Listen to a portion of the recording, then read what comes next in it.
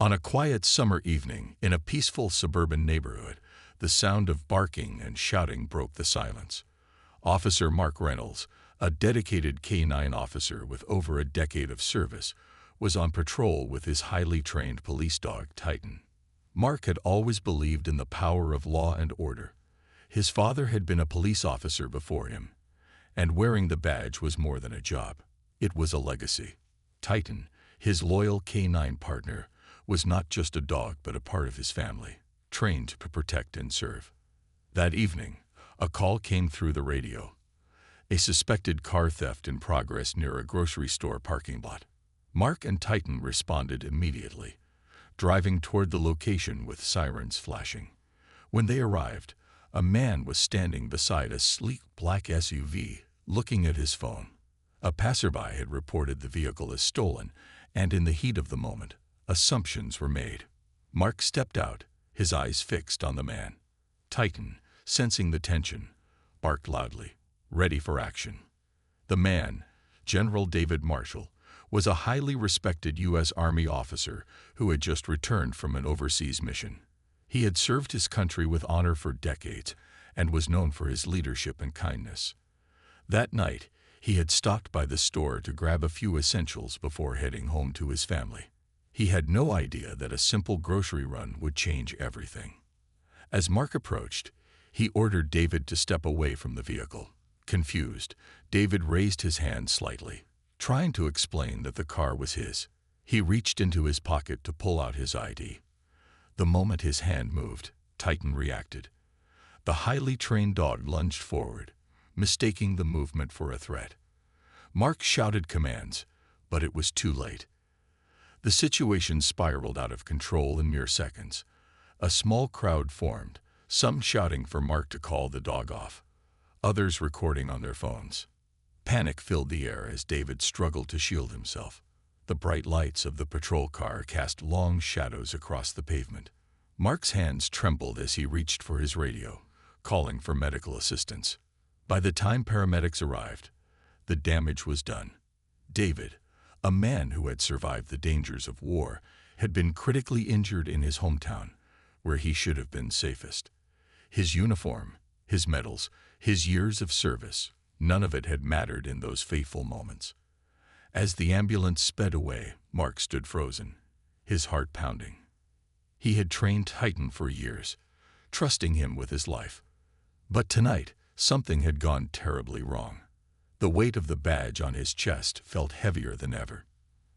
In the days ahead, he would face questions, investigations, and the consequences of actions that could never be undone. What he didn't know yet was that this case would take a turn he never expected, one that would shake him to his core. News of the incident spread quickly. By morning, the entire city was talking about what had happened outside the grocery store. Social media was flooded with videos, comments, and heated debates. Some people defended Officer Mark Reynolds, saying he was just doing his job and that it was a tragic accident. Others were outraged, questioning why such force had been used on a man who had served his country with honor. Mark barely slept that night. The flashing lights, the shouting, the sight of General David Marshall lying on the ground, it all played in his mind over and over. He had spent years training Titan, believing the dog would only act when necessary. But something had gone terribly wrong. The department had already placed him on administrative leave while they conducted an investigation. His badge and gun were taken away, at least for now. Meanwhile, David's family was facing their own nightmare. His daughter, Olivia Marshall, was a young FBI officer who had always looked up to her father. When she received the call about what had happened, she rushed to the hospital. Seeing her father in such a condition broke her heart. He had survived the toughest battlefields, only to end up like this in his own country. Doctors were doing everything they could, but his condition was critical. Olivia held his hand, whispering to him, hoping he could hear her. She knew she couldn't let this go unanswered. She was trained to investigate the truth, and that's exactly what she planned to do. Back at the police station, Mark sat in a small room, waiting to be questioned. His hands were clasped together tightly as he listened to the voices outside. When his superior, Captain Harris, walked in, the room grew silent. The captain's face was serious as he sat down across from Mark. "We need to go over everything," Harris said, his voice firm but calm. "Tell me exactly what happened." Mark took a deep breath and recounted the events, explaining how he had responded to the call, how Titan had reacted, and how quickly everything had escalated. "I didn't mean for this to happen," he said quietly. "I was just trying to do my job." Harris studied him for a long moment. "This is bigger than you now," he finally said. "There's going to be a full investigation. You need to be prepared for that." Mark nodded. He had always believed in the justice system, but now he was the one being investigated. The weight of the situation pressed down on him. He didn't know what would come next, but deep down, he had a feeling his life would never be the same again. Meanwhile, Olivia had started her own investigation. She had access to information that the public didn't. She planned to find out the full truth, no matter where it led. And if there was more to the story than what had been reported, she was determined to uncover it. The hospital halls were quiet, but Olivia's mind was racing. She sat beside her father's bed, watching the steady rise and fall of his chest. Machines beeped softly, reminding her of the battle he was fighting. General David Marshall had always been strong, a leader, a protector. Now he lay there, unable to speak, unable to tell his side of the story. Olivia felt a deep responsibility to seek the truth. She wasn't just his daughter. She was an FBI officer, trained to uncover facts and follow the evidence. She pulled out her laptop and started reviewing everything she could find. The video recordings from bystanders showed different angles of the incident. She watched them over and over, slowing them down, analyzing every movement. Something didn't sit right with her. Why had the police responded to that location? What exactly had been reported in the call? If her father had done nothing wrong, why had the situation escalated so quickly? Determined to get answers, Olivia decided to visit the police department. She walked in confidently, dressed in her professional attire, her FBI badge clipped to her belt. She requested to speak with Captain Harris, the officer in charge of the investigation. After a short wait, she was led into his office. Harris, a man in his late 50s with graying hair and tired eyes, gestured for her to sit. "I figured you'd come," he said. "I'm sorry about your father, Agent Marshall." Olivia nodded but didn't let emotions take over. "I want to see the 911 call that led to the police response," she said firmly. "I need to understand why my father was approached in the first place." Harris sighed and leaned back in his chair. "We're still reviewing all the evidence," he said carefully. "But I can tell you this. Officer Reynolds wasn't acting out of personal bias. He was responding to a call about a stolen vehicle." Olivia frowned. "That doesn't make sense. My father's car wasn't stolen. He's had it for years. Who made the report?" Harris hesitated. "We're looking into that," he admitted. "But I can't share details of an active investigation." Olivia wasn't satisfied with that answer. She could tell he was holding something back. She left the station more determined than ever to find the truth. If the police wouldn't give her answers, she would get them herself. Later that night, Olivia sat in her apartment, staring at her father's military medals displayed on the shelf. He had always taught her to fight for what was right, to never back down from the truth. She picked up her phone and made a call. "I need a favor," she said to the person on the other end. "Can you find out who made that 911 call?" She knew she was stepping into something bigger than she expected, but she also knew one thing for sure. She wasn't going to stop until she found out exactly what had happened that night. The night was quiet, but Olivia's mind was restless. She sat at her desk, waiting for a response from her contact. She had called an old friend, a tech expert she trusted, to help track down the person who made the 911 call. She knew the police had access to the information, but she couldn't wait for them to reveal it. She needed answers now. Her phone buzzed. She picked it up quickly. "Got something," the voice on the other end said. "The 911 call came from a blocked number, but I traced the location. It was made from inside the grocery store. Olivia's heart pounded. "Did you find out who made the call?" she asked. "Not yet," her friend admitted. "But I pulled the store's security footage. There's a man near the entrance who makes a call right before the police arrive. I'll send you the clip." A few seconds later, Olivia's phone pinged with a new file. She opened it and watched closely. The camera angle wasn't perfect, but she could see a man in a dark jacket standing near the store entrance. He had a phone pressed to his ear, glancing toward the parking lot. As soon as he ended the call, he walked away quickly. Something about his body language felt off. He wasn't a concerned citizen calling about a stolen car. He looked like someone who knew exactly what he was doing. Olivia took a screenshot of his face and sent it back to her friend. "Can you run facial recognition on him?" "I'll try," the voice replied. "Give me some time." Olivia exhaled slowly. She felt like she was getting closer to the truth, but she didn't know what that truth was yet. Who was this man? And why did he report her father's car as stolen when it wasn't? The next morning, she visited the grocery store in person. She showed the manager her FBI badge and asked to review the footage. The manager hesitated at first, but eventually agreed. Olivia watched the security tapes again, this time paying attention to everything. The man in the dark jacket wasn't just standing there. He had been watching her father. He had waited until David reached his car before making the call. Something was definitely wrong. This wasn't just a mistake. This was intentional. As Olivia stepped out of the store, her phone buzzed again. It was her tech friend. "Got an ID on the guy," he said. "His name is Ryan Carter. He has a record. Nothing major. Just a few minor offenses. But get this, he used to be a confidential informant for the police." Olivia stopped walking. Her grip on the phone tightened. "For which department?" There was a brief pause. Then came the answer she feared. "The same one Officer Reynolds works for." A cold chill ran down Olivia's spine. This wasn't just about a simple mistake. Someone had set this up. Someone wanted her father to be stopped that night. And she was going to find out why. Olivia sat in her car, gripping the steering wheel tightly. The name Ryan Carter echoed in her mind. A former police informant had called 911 on her father, reporting his car as stolen. Why? What was his connection to Officer Reynolds and the department? None of this felt like an accident.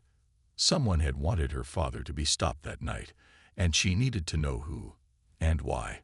She took a deep breath and made a call to another trusted contact, an FBI analyst who specialized in background checks.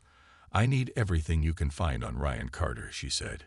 "Criminal history, police connections, financial records, everything." "Give me a few hours," the analyst replied. While she waited, Olivia decided to dig deeper on her own. She drove to the last known address listed for Ryan Carter, a rundown apartment building on the outskirts of town. The area was quiet, the kind of place where people kept to themselves. She knocked on the door of his unit, but there was no answer. She knocked again, louder this time. A neighbor peeked out from the door across the hall. "You looking for Ryan?" the woman asked cautiously. "Yes," Olivia replied. "Do you know where he is?" The woman hesitated, then glanced around as if making sure no one was listening. "He moved out a couple of days ago. Left in a hurry." Olivia's heart pounded. Did he say where he was going? The woman shook her head. "No," but he seemed nervous. Kept checking his phone, looking over his shoulder. "I figured he was in trouble." That confirmed Olivia's suspicions. Ryan Carter wasn't just some random caller. He was involved in something bigger. And now he was running. As she got back in her car, her phone buzzed again. It was the FBI analyst. "Olivia, you were right to look into this guy," he said. "Ryan Carter wasn't just a police informant. He was on payroll, getting paid by the department for assistance in various cases. And get this, the payments stopped 2 months ago." Olivia frowned. "Why did they stop?"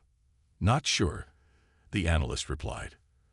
but it looks like he tried to contact the department multiple times afterward. No response. It's like they cut ties with him. A sinking feeling settled in Olivia's chest. If Ryan Carter had been working with the police and they suddenly cut him off, maybe he had been looking for a way back in. What if he had set up the false 911 call to get back in their good graces? But that didn't explain why her father was the target.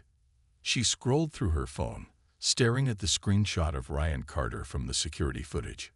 She needed to find him before he disappeared completely. He held the answers she was looking for, and she wasn't going to stop until she got them. Olivia knew she had to move fast. Ryan Carter was on the run, and if she didn't find him soon, he might disappear for good. She sat in her car, thinking about her next move. If Ryan had been working with the police but was suddenly cut off, there had to be a reason. And that reason had somehow led to her father being targeted. She decided to check places where Ryan might go to hide. She started with a small bar on the edge of town, a place known for being a quiet spot where people with troubled pasts often gathered. She walked inside, scanning the room. The air smelled of cigarette smoke and stale beer. A few men sat at the bar, talking in low voices. Olivia approached the bartender, showing him a picture of Ryan on her phone. "Have you seen this guy?" she asked. The bartender glanced at the photo and shrugged. "Maybe. People come and go." Olivia could tell he was holding something back. She leaned in slightly. "I'm not here to cause trouble. I just need to talk to him." The bartender sighed and nodded toward the back door. "He was here earlier. Left through there. Looked like he was in a hurry." Olivia thanked him and rushed outside. The alley behind the bar was dark and quiet. She walked carefully, her senses alert. Then she spotted movement near a dumpster. A figure was crouched down, as if trying to stay hidden. "Ryan Carter," she called out. The man froze. Slowly, he stood up and turned toward her. It was him. His eyes darted around, looking for an escape. "I don't want trouble," Ryan said quickly. "I didn't do anything." Olivia held up her hands, showing she wasn't a threat. "I just want to talk. You made that 911 call about my father. Why?" Ryan hesitated. "I was told to." Olivia's heart pounded. "By who?" Ryan swallowed hard, glancing around again. "Look, I was trying to get back in with the department. They cut me off, and I needed money. Someone from the force reached out and told me to call in a report on that car. I didn't ask questions." "Who told you to do it?" Olivia pressed. Ryan shook his head. "I don't know his real name. Just a guy who said he had connections. He told me to make the call, report the car as stolen, and then disappear." Olivia's mind raced. Someone inside the police department had set this up. But why target her father? "Did they say anything else?" she asked. Ryan hesitated again, then nodded. "Yeah, they told me to make sure the officer responding had a K-9 unit." A chill ran down Olivia's spine. This wasn't just a random mistake. Someone had planned for her father to be stopped by a K-9 officer. And that meant Officer Reynolds had been chosen for a reason. Olivia felt a cold chill as Ryan's words sank in. Someone had planned for her father to be stopped that night. They had made sure a K-9 officer, specifically Officer Reynolds, was the one to respond. This wasn't just a mistake. It was intentional. But why? She took a deep breath, trying to control the anger rising inside her. "Ryan, you need to tell me everything," she said firmly. "If someone inside the department set this up, I need to know who." Ryan shook his head quickly. "I already told you. I don't know names. I only got a call.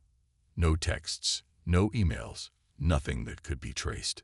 He looked around nervously. "Whoever they are, they don't want to be found. And if they know I'm talking to you, I'm as good as gone." Olivia studied him. He was scared, and she couldn't blame him. If someone inside law enforcement was behind this, they had the power to cover their tracks. She decided to switch tactics. Why did they want a K-9 officer? Why not just any cop? Ryan hesitated, then sighed. "Because dogs react fast. They don't think.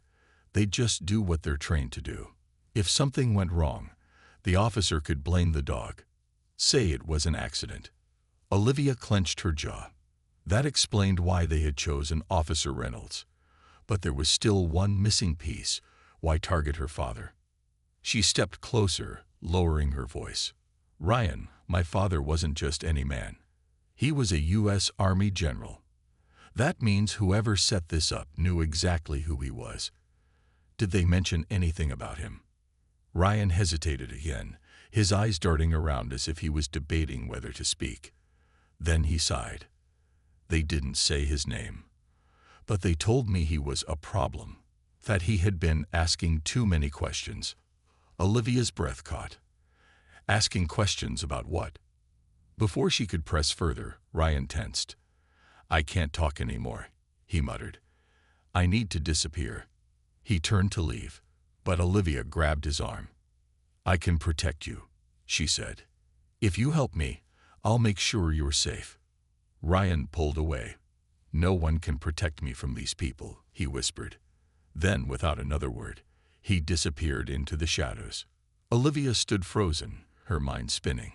If her father had been looking into something before the attack, she needed to find out what it was. She pulled out her phone and dialed a familiar number. It rang twice before a voice answered. Agent Marshall. I need access to my father's recent communications, Olivia said, her voice steady.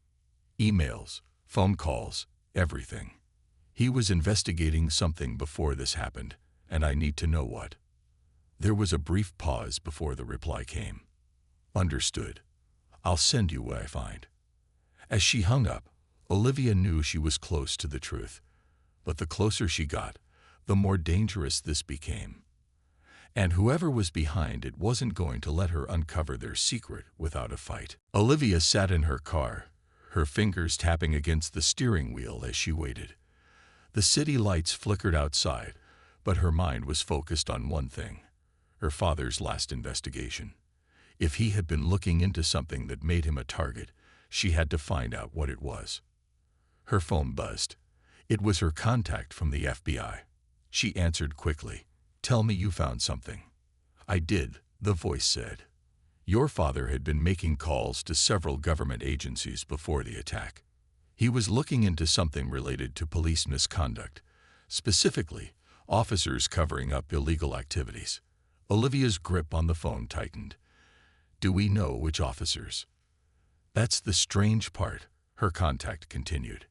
He didn't leave a clear record, but from what I found, it looks like he suspected someone inside the department was protecting criminals. He was digging deep, too deep. A heavy feeling settled in Olivia's chest, and that's why they wanted to silence him, she murmured. Exactly, the voice confirmed. Someone inside the police force set him up.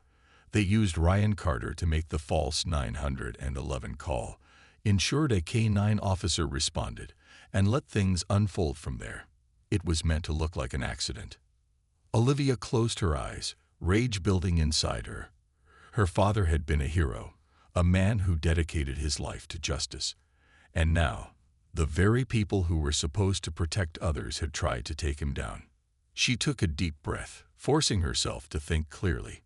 Do we have any suspects? There's one name that keeps showing up in the background, her contact said. Lieutenant Daniel Briggs. He's been involved in multiple cases that were suddenly dropped or lost in paperwork.